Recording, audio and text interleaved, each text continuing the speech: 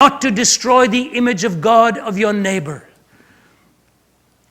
You know, Joseph Stalin was a young seminary student preparing to go into ministry. It's an incredible twist and irony in history. He was a seminarian, studying theology, going to go into ministry, and he came to the conclusion that he didn't need God. When he became the head man of the Soviet Empire, even Lenin said he was fearful of what this man would ultimately do. Do you know what he did? He killed 15 million of his own people. Think about that. He was torturing them. He was dehumanizing them. And as I've often told the story of a Western diplomat who'd gone to see him and said, Mr. Stalin, how much longer are you going to keep torturing your own people and expecting them to follow you? And he sat at the table and asked for a live chicken to be brought to him. The chicken was brought, and he clutched the chicken and defeathered that bird systematically till the whole body was denuded. And he put that live chicken down on the floor, picked up a piece of bread, walked away for a few paces, and the chicken hobbled over towards him, nestled between his trouser legs for warmth. And Stalin bent down with a piece of bread in his hand, and the chicken started pecking away at it. He said, Madam, did you get your answer? I tortured that chicken. It'll follow me for food the rest of its life. People are like that chicken. You torture them, and they will follow you for food the rest of their lives. You know, my wife is here tonight, and I'd been invited to lecture some years ago at the Lenin Military Academy in Moscow and to engage the faculty in a discussion at the Center for Geopolitical Strategy in Moscow as well, where all of their heads of state have graduated in the last 2 or 3 generations and more. And I remember at the end of that, one of my discussions there, which lasted 3 hours with the faculty, all of whom were atheists. And the head of the department, the head of the institution was shaking hands with us, and they were lined up to bid us goodbye. And he shook my hands and he says, Mr. Zacharias, I want to thank you for coming here. I believe the answers you've given to us today are true, but it's very difficult to change after 70 years of believing a lie. My wife and I were taken out for lunch by the general, and I told him this story about Stalin. He was sitting across the table as we were eating this very modest lunch, and his lips started to quiver and his eyes became moist. He didn't know how to even respond to it. God gave me the great privilege of seeing General Kirshen come to Christ and give his life over to Christ, because the man who had made himself God over his own people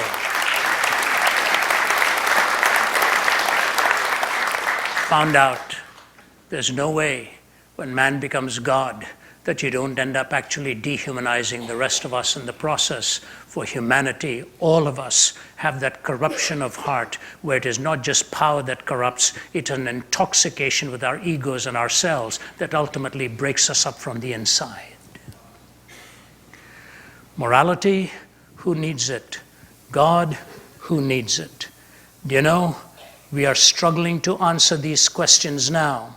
And listen to the poet and listen to the philosopher who deals with this issue of moral absolutes. Both are very sarcastic, both of them Englishmen. Steve Turner, who says this, we believe today in Marx, Freud, and Darwin. We believe everything is okay, as long as you don't hurt anyone to the best of your definition of hurt and to the best of your definition of knowledge. We believe in sex before, during, and after marriage. We believe in the therapy of sin. We believe that adultery is fun. We believe that taboos are taboo. We believe that everything's getting better despite evidence to the contrary. The evidence must be investigated, and you can prove anything with evidence.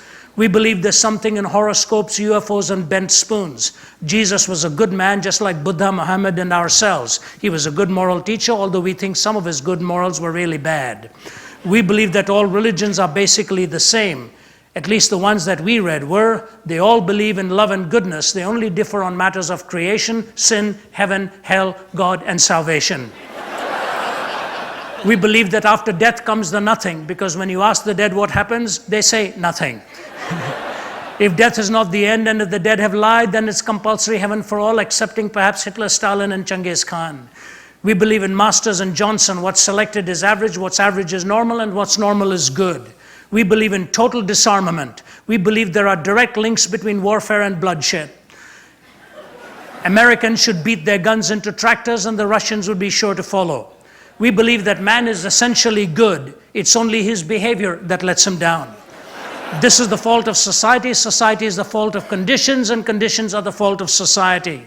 We believe that each man must find the truth that is right for him, and reality will adapt accordingly. The universe will readjust, history will alter. We believe that there is no absolute truth, except for the truth that there is no absolute truth. We believe in the rejection of creeds and the flowering of individual thought. And then he puts this postscript. If chance be the father of all flesh, disaster is his rainbow in the sky. And when you hear state of emergency, sniper kills 10, youths go looting, bomb blast school, it's but the sound of man worshiping his maker. If chance is the father of all flesh, disaster is his rainbow in the sky. And when you hear state of emergency, sniper kills 10, troops on rampage, youths go looting, and bomb blast school, it is but the sound of man worshiping his maker. Listen to the words of G.K. Chesterton. The new rebel who's rebelling against all authority is a skeptic and will not entirely trust anything. He has no loyalty, therefore he can never be a true revolutionist. And the fact that he doubts everything gets in his way when he wants to denounce anything. For all denunciation implies a moral doctrine of some kind, and the modern revolutionist doubts not only the institution he denounces, but the doctrine by which he denounces it. So he writes one book complaining that imperial oppression insults the purity of women, and then writes another book, a novel, in which he insults it himself. He curses the Sultan because Christian girls lose their virginity, then curses Mrs. Grundy because they keep it. As a politician, he cries out that war is a waste of life, then as a philosopher that life itself is a waste of time. A Russian pessimist will denounce a policeman for killing a peasant, then prove by the highest philosophical principles that the peasant ought to have killed himself. A man denounces marriage as a lie, then denounces aristocratic profligates for treating it as a lie. He calls the flag a bauble, then blames the oppressors of Poland or Ireland because they take away that bauble. The man of this school goes first to a political meeting where he complains that savages are treated as if they were beasts. Then he takes his hat and umbrella and goes on to a scientific meeting where he proves that they practically are beasts. In short, the modern revolutionist, being an infinite skeptic, is always engaged in undermining his own minds. In his book on politics, he attacks men for trampling on morality. In his book on ethics, he attacks morality for trampling on men. Therefore, the modern man in revolt has become practically useless for all purposes of revolt. By rebelling against everything, he has lost his right to rebel against anything.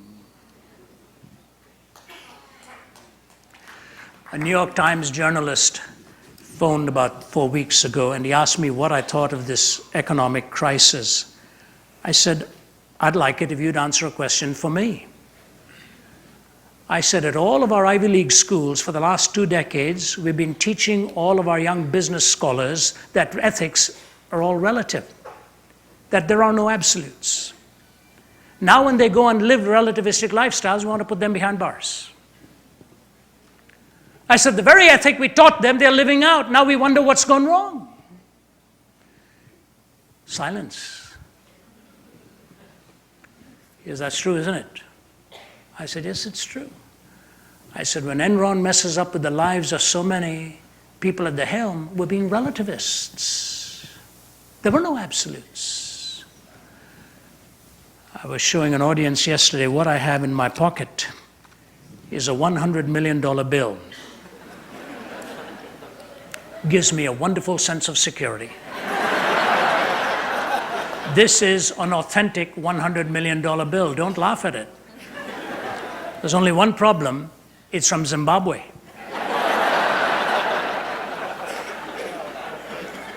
Where the inflation rate is 500 quintillion% per year, and prices are doubling every 31 hours, and the people there are not laughing.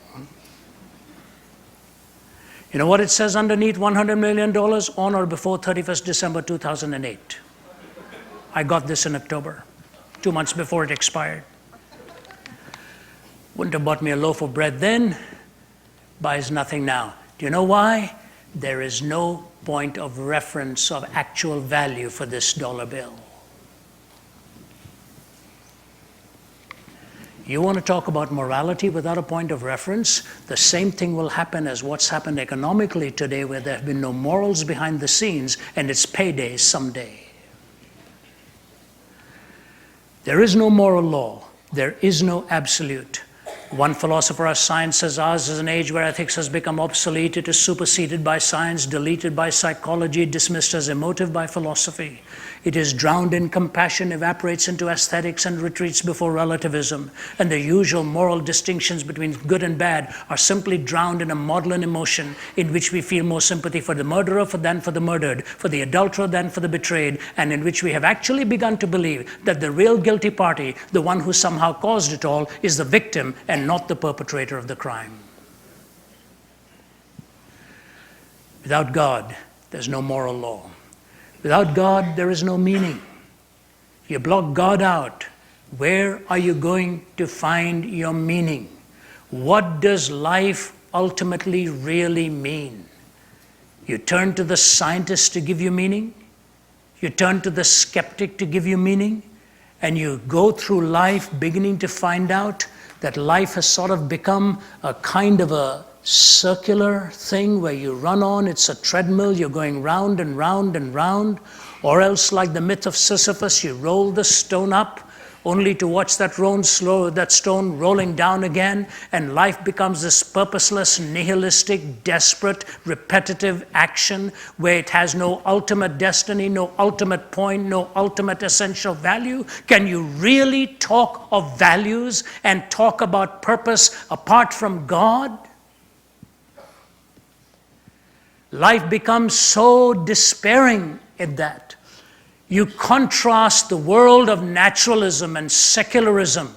You contrast that world which offers no meaning. No meaning. Oh yes, they've tried. It is nothing more than a game with words. The emperor has no clothes. Lee Iacocca said this, in these twilight years of his life, he's asked himself this question: what has it all really come down to for me? And I quote him. He said, fame and fortune is for the birds. So what does it come down to? Fame and fortune is for the birds. And then he ends by saying, if you haven't loved your very family in the process, what has it really mattered at the end of the day? Jack Higgins, the famous novelist, the best-known novel, The Eagle Has Landed. Somebody interviewing him asked him what his thoughts were on life and what he now knew that he wished he'd known as a younger man. And he said, I wished I'd known then what I know now, that when you get to the top, there's nothing there. There's nothing there.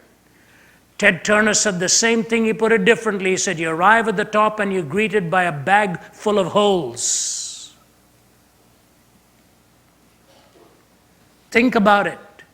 What is your life meaning right now? What do your actions mean? Why do you go to the places you go to? Why do you keep the vows that you keep? What does all this actually mean? You know, can I just take a few moments and summarize for you what it is that Christ actually offers you in meaning? It's a whole new paradigm. Do you know what he offers you? He offers you one of the most daunting realities to begin with. He enables you to see your own heart as God sees it.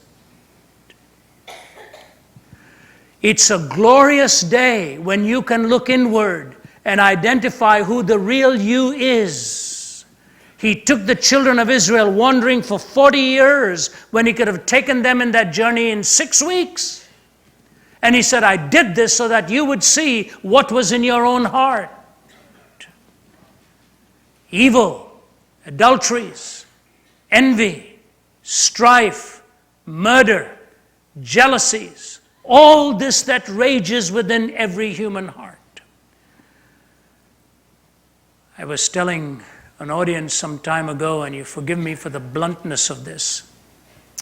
I was flying out of a country I shall leave unnamed. It was taking one stop and then on its way to Hanoi. This was a few years ago. And there was a Dutch woman sitting next to me, and we got into a conversation. She was very guarded in disclosing who she was. I was guarded in disclosing who I was, because if you tell anybody, you're a preacher or you talk about spiritual things, it ends the conversation right there, or you're being psychoanalyzed for the rest of the journey. So I generally tell them I try to solve people's problems, and that opens up a whole conversation. She said to me, I have a work that takes care of children. I kept probing, and when she found out what I did and what my life was, she said, I can tell you what I do. She said, I was in this country because I'm rescuing children from being sexually abused. I said, were you successful here? She says, there's a part of town in this country where we just took off from. It's called Snake Alley. She said, men come at the end of each day from their work, and they are given a concoction of snake's blood and hard liquor. And then they are given whatever they want to satisfy themselves. She said, I walked through that street every night, and last night I rescued an 18-month-old baby girl who was being sexually molested by this man who'd come back from work to do what he wanted to do. And I still remember when I first heard that, I thought, I'm going to be sick to my stomach. I don't even want to think or put in my mind the image of what has just been portrayed. What has happened to the mind of a man who wants to do that? What is the matter with the minds of human beings who offer that to the man who wants this?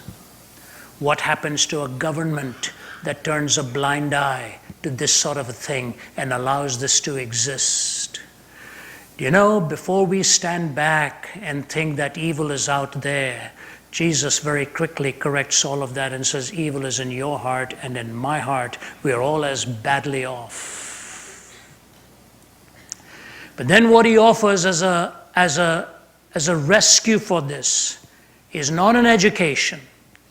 It's not a higher degree. D.L. Moody used to say that if a man is stealing nuts and bolts from a railway track and you want to change him, you send him to college, at the end of his education, he will steal the whole railway track. Do we need any proof of that now? We used to say you can take that to the bank.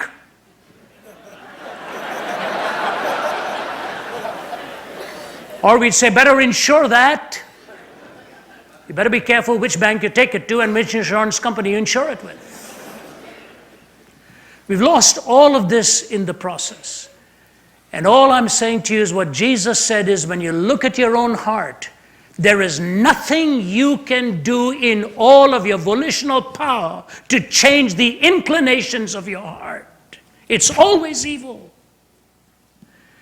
It is that interjection of divine transformation and grace that changes your hungers and changes your wants. It takes away the passion for the here and the now and the this. The transcending reality of what is spiritual and what is eternal and what is ultimately true and noble and good. And not only does he disclose that and offer that, one of the best things he offers for you and for me is forgiveness. I want you to listen to me carefully. Have you ever thought of the logic of unforgiveness?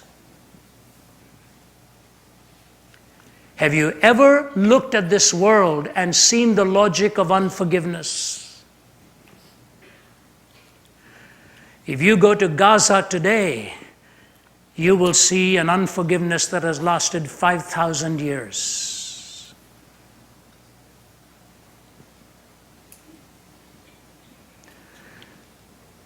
In Albania, they have a law. It's called the law of Kanun.